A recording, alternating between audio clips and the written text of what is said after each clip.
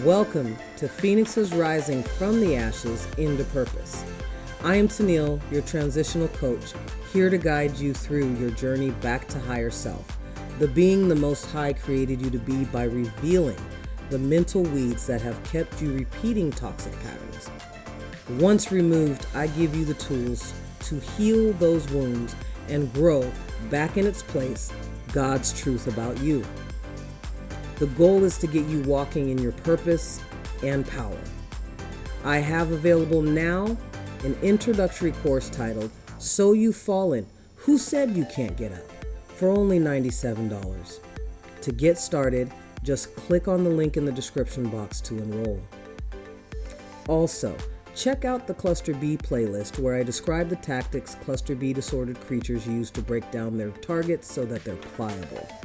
I love feedback, so never be afraid to leave a comment on this playlist or my Blue Phoenix Rising documentary series. Season 1 of BPR is detailing how I became homeless.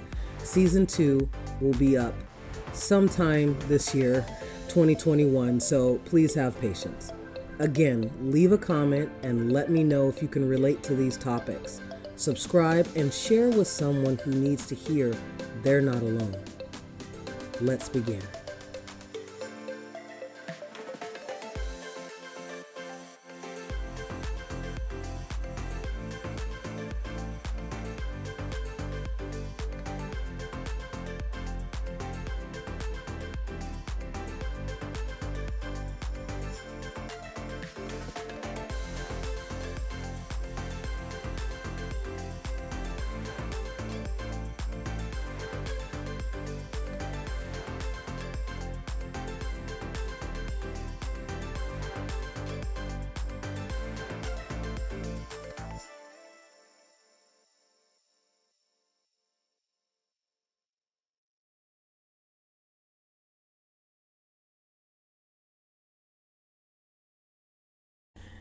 Imposter syndrome was coined by two white women named Pauline Clance and Susan Imes.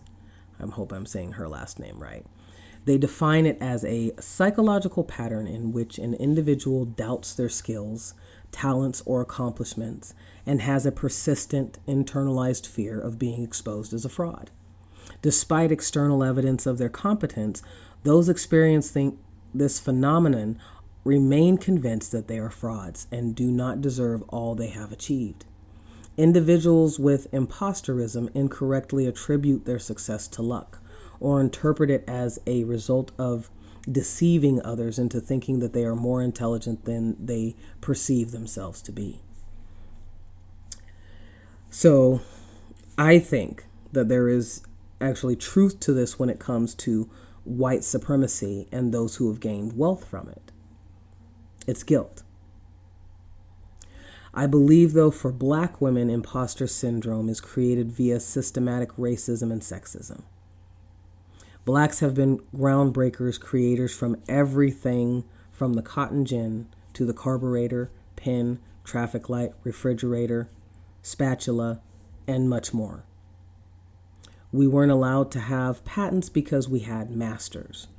Very seldom does European culture, and when I do speak of European cultures, I'm including Latin America with this, give the truth as to who created the traffic lights, the cotton gin, and all those that I named. Being a collectivist, narcissistic culture, they have been so happy to take credit or insinuate it was theirs in the first place. So we're afraid to speak because our words, dreams, creativity will be coveted by the people who believe they have the right, that they are entitled to what we've earned and produced because they deemed us non-humans. Like good cluster B personality disordered creatures, they've gaslit us into believing it's somehow our fault they have a history of stealing what we've worked for. Me being a Generation X baby, the gaslighting term for that day was, all you have to do is pull yourself up by your bootstraps. See, this is what immigrants coming to America were allowed to do. Let me stress this. They were allowed. There were no silent laws to put them, or actually an entire system devoted to making sure an Irish person or Japanese person or non-black wouldn't see their dreams come true for decades into our present time. And yes, strides have been made, but the cluster B believes in a certain amount of sacrifices. And let's not forget the universal gaslighting of the public to believe that buying black from a black-owned business or watching films and black-centered TV shows is low class or quality. Whiteness is a better product. This song is better because it's sung by Adele or Sam Smith. Black people have been slandered until they've absorbed the lies told about them. That's the goal of the cluster B mentally ill persons, the psychopath, borderline personality, antisocial, sociopath, etc., to body or personality swap with empaths. Now think about that on a global scale. They get amnesia when we point to the fact that, of course, we've done this, but they've placed every type of roadblock in our path, including death. The cluster B doesn't want to take responsibility for their actions. So, again, they gaslight us and say, well, maybe it's your approach. You seem, well, angry. Try smiling and talking a little softer, more feminine. This is the reason why we're told as black children, I know I was, that we have to work 10 times harder. The cluster B personality doesn't want to see you succeed. They want you to be mesmerized by how well they've copied what you do naturally. Look at all the white R&B soul singers. The Voice TV show, in my opinion, is a prime example of the gaslighting and dehumanization of black singers who come on the show. So we've doubted our own greatness because of the spiritual, psychological abuse we've endured for generations by a group, not necessarily just white, who enjoy seeing our faces when they change the rules. They've been blessing blockers. Knowing the reason may not make anything on the outside change, but revealing brings healing. Healing gives you power. Knowing causes you to do things differently.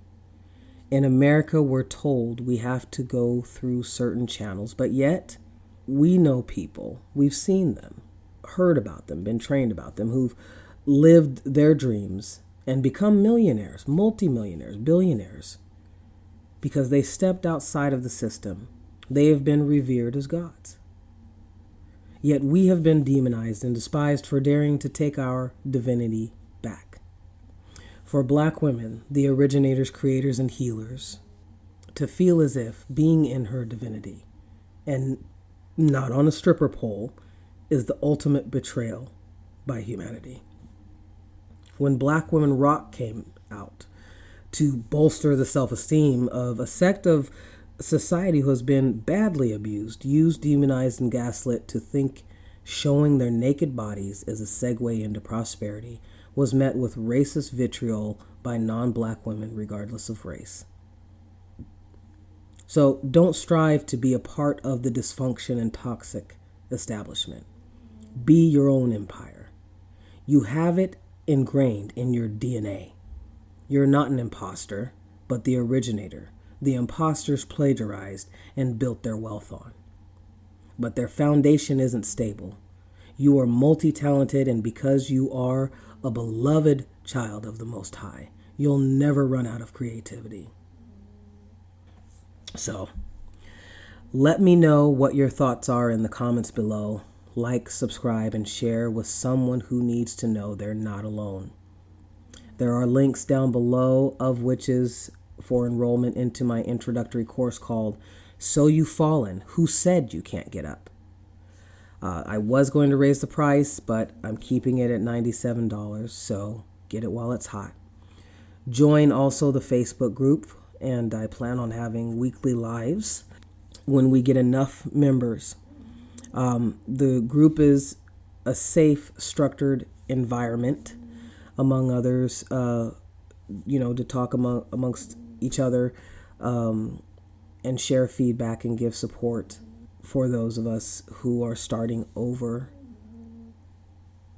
So, remember, your blessings are in your ashes.